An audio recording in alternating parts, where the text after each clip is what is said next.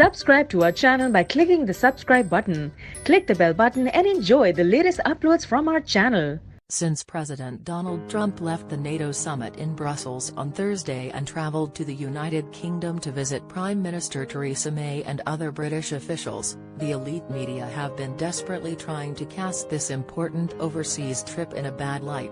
They want you to believe that all NATO member states along with their entire populations hate our president, and that even our closest allies are upset and scandalized by his demand that all NATO members pay their fair shares for our common defense. The elite media, at least in the US, are so committed to this narrative that they are ignoring evidence that contradicts it. For instance, on Wednesday, 9 former senior officers of the British military took out a half-page advertisement in the Times of London, agreeing with President Trump's position on NATO and urging Prime Minister May to heed his advice.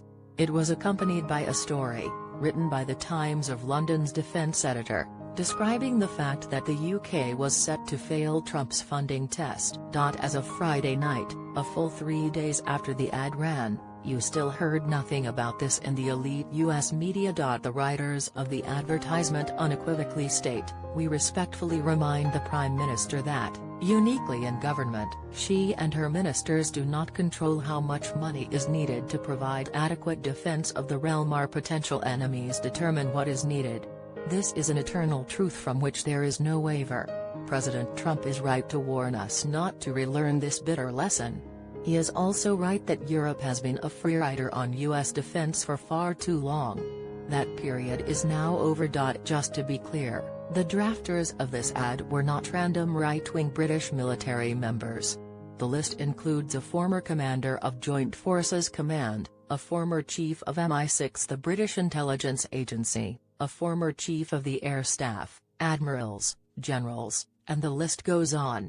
These are serious people, whose advice should be taken seriously. They went on to lay out an 8-step plan to rebuild the United Kingdom's defences, which sounded incredibly like President Trump's own plan to rebuild our military. The fact that you have heard nothing about this from the New York Times, the Washington Post, CBS, NBC, ABC, or the rest of the elite American media tells you how phony is the version of reality they are presenting to Americans. It also is yet another example of the media's bias. Just imagine the coverage if 9 former high-ranking British military leaders came out against President Trump's foreign policy.